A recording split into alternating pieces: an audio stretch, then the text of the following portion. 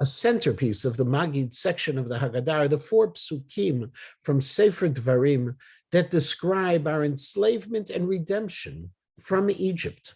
These four psukim come from Sefer Dvarim and are known as the Vidui Bikkurim because they were part of that which was recited by the pilgrim when he came to Yerushalayim to present his first fruits to the Kohen.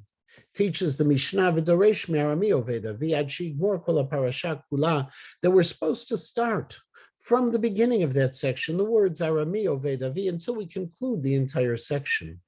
The only problem with that mandate is we don't conclude the entire section. There is a fifth pasuk, which we don't recite in the Haggadah, that is omitted, a pasuk that discusses our entry into the land of Israel. Why would that pasuk be absent from the Haggadah? Rav Soloveitchik, in an article that was written for the Yeshiva University Haggadah, suggests two possible answers. The first is historical.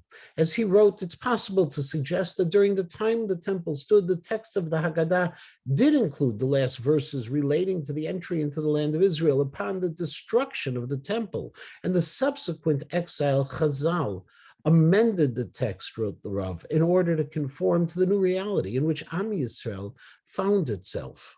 Once there were 5 psukim recited, but today, where the majority of our people are in exile, how can we recite that 5th and final pasuk?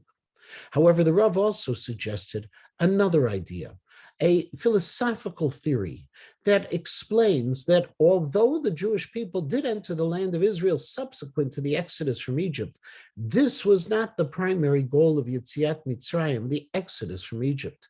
It was their destination, but not their destiny, wrote the Rav. The direct goal of Yetziat Mitzrayim was the revelation at Sinai. The goal was the transformation of a subjugated people into a nation of priests and a holy nation. It was not just to grant them political and economic freedom, but also to create a sacred people. With that understanding, we now can realize that 4 psukim accomplish that goal. Talk of our enslavement and our redemption when we exited from Egypt and were brought to Har Sinai. That is what we celebrate on the night of the Seder. And that, explained the Rav, is why there's only 4 psukim of the Vidui Bikurim and not 5.